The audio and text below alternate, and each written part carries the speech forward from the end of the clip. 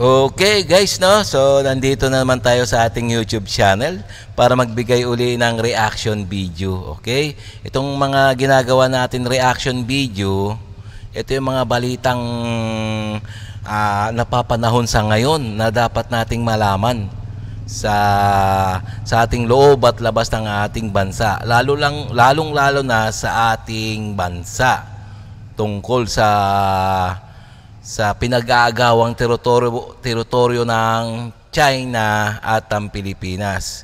So sa ngayon, bibigyan natin reaction yung isa pang kumbaga napapanahon na balita, yung tungkol sa Amerika at ang China. So ako bibigyan natin ng reaction to, no? Ngayon, kung bago ka pa lang sa aking channel, please subscribe, like, and share na lang po. Bago tayo mag-umpisa mga guys, please like and subscribe lang, okay na. Okay? And also, paki-subscribe din sa iyong araw. Sa kanya galing ang video ang balita na bibigyan natin reaction. Na ang pamagat ng kanyang balita ay yung ito, World War III, tumitinding tensyon na. Sumugod ang warship ng USA sa teritoryo ng China. Well, napakatapang talaga ng Amerika, no? So, okay. So, umpisa na natin, mga guys.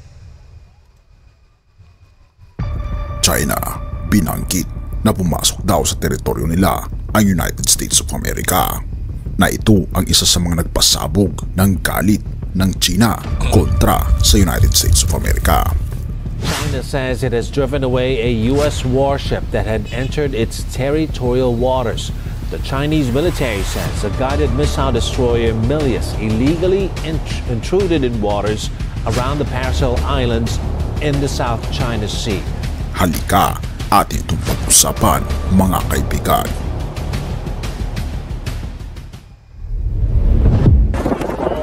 Tila baga, aso pusa na nag-aasaran ang United States of America at ang China sa pagpasok sa mga teritoryo nito. At naalala ko pa ang habulan ng mga bata at labanan na tila baga nagbibigay ito ng mas matinding tensyon at pagkatakot sa buong mundo. Nagbigay ng pahayag ang China dahil sinabi nila na illegal daw na pumasok ang isang barko ng digmaan ng United States of America sa mga tubig sa timog dagat ng China. Sinabi ng US Navy na ang USS Gabriel Keywords ay naglalakbay ng mga karaniwang operasyon sa di na pagkakasundo ang taang tubig. Yan, tignan nyo, itong mga Chekohan na to, itong mga incheck na to, no? Kung sila nga ang nanghihimasok, sila nga nanghihimasok sa mga teritoryo na may teritoryo. Ngayon, yung ginawa na sa kanila, yung ng ibang bansa, yung pagpasok ng teritoryo sa kanila, panay ang angal, di ba? Samantalang ginagawa din naman nila yan sa ibang bansa, di ba? Sa ibang teritoryo, katulad ng Pilipinas, di ba?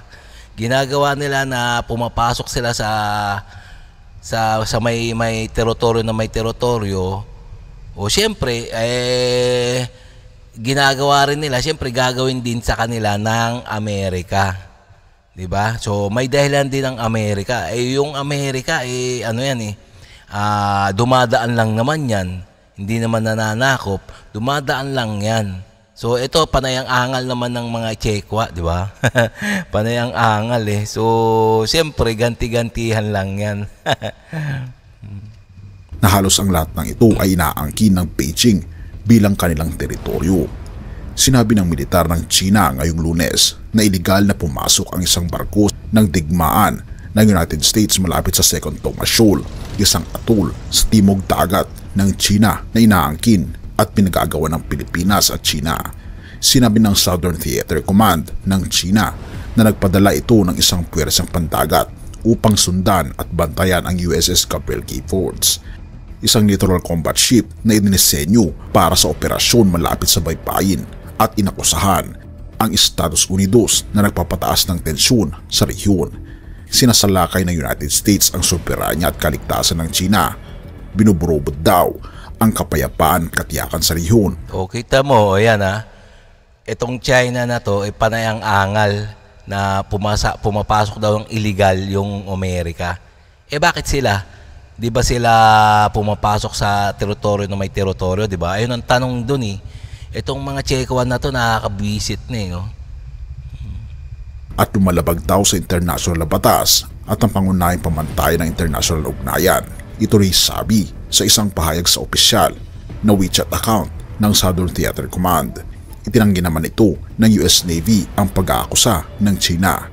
Sinabi na ang USS Keyforge ay naglalakbay ng karaniwang operasyon sa pandaigdigang tubig sa timog dagat ng China na naaayon sa international na batas. Kada araw, ang US 7 Fleet ay nag-ooperate sa timog dagat ng China tulad ng kanilang ginagawa sa loob ng dekada. Sinabi ni Deputy Public Affairs Officer Christina Widerman sa NBC News sa pamamagitan ng email. Ang mga operasyon ay nagpapakita. Oo nga naman, kasi yung Amerika, normally talagang naglalakbay yan sa buong mundo. So natural, siyempre dadaan sa mga sa mga teritoryo na may teritoryo. Ganon yun. Kaso itong mga inchik na to masyadong maarte ba? Itong mga Chequan na to. Samantalang ginagawa yung pagpasok nila sa teritoryo na may teritoryo, ginagawa rin nila. O di ba galit?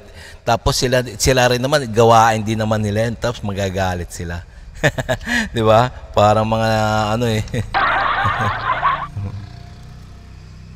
na nangangako tayo sa pagtupad sa isang malaya at bukas na Indo-Pasipikong rehiyon. Inangkin ng China ang halos lahat ng timog dagat ng China, isang mahalagang ruta ng pagpapadala ng saganang likas na yaman. Sa kabila ng isang hatol ng isang pandaigdigang tribunal noong 2016 sa The Hague na nagsasabing walang legal na patayan ang kanilang mga hinihingi. May iba't ibang teritorial na hinihingi ang Taiwan, Brunei, Malaysia at Pilipinas, gayon din kasama na dito ang Vietnam, sa rehiyon na nagbibigidaan sa mga alitan sa China at sa isa't isa.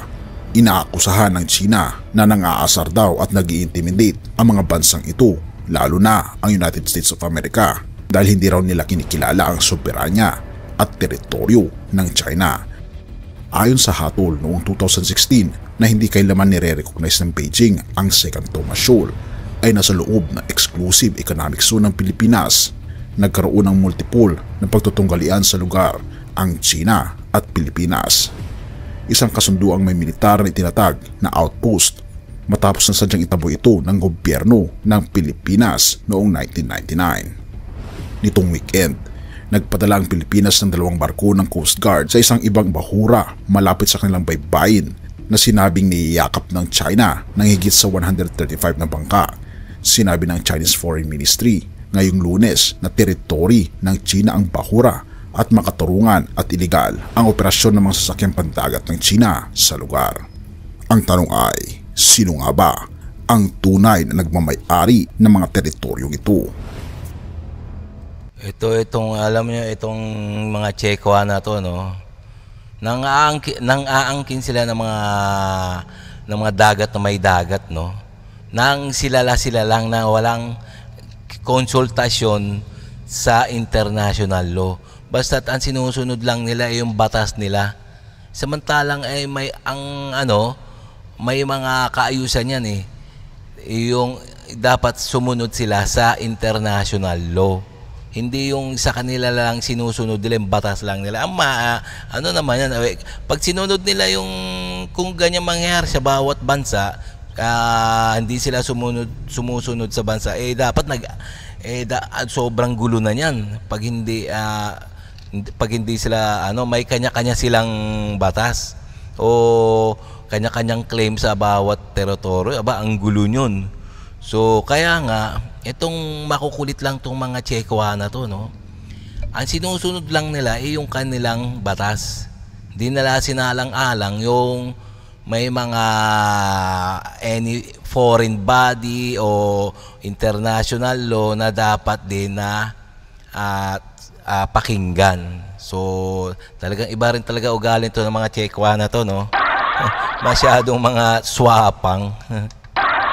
Kaya nga, tingnan mo, pati nga yung ating West Philippine Sea na under sa atin ng EEC, pasok sa ating EEC na exclusive economic zone, inaangkin nila, no? Hindi nila hindi nila alam hindi nila alam na mayroong batas ang international law ng bawat bansa may EEC. Sila yung EEC nila buong South China Sea. Ewan ko ano ba yung nasa isip ng mga Chekwa na to, no? Kaya nga hindi maganda talaga. So kaya nga yung tension tumitindi na talaga between USA at China. So malamang naggigirian na nga sila sa dagat sana nga. Kaya nga naghihintayan na lang sila kung sinong unang pumutok. Yun. Doon na mag-uumpisa yung World War III. Sana nga wag na. Dapat nga mag-peace dapat sila, no? So nakakatakot yan, World War III. Sigurado yan, gutom. Gutom ang Pilipinas. Mayaman, mahirap, gutom. Alam niyo naman, pag gera, diba? Dapa lahat ng syudad. Pati tao, dapa, patay. Diba? O saka yung mga mayaman dyan, kahit maraming pera dyan, may pera ka, saka bibili, sarado, tsaka wasak na yung mga grocery. Tinama, ganun ang gera. So sana nga, wag nang lumala pa ang nangyayari, no? So nakakatakot talaga magkaroon ng World War III. So sana peace lang sila, magkasundo. Diba? Okay? So hanggang dito na lang tayo mga guys.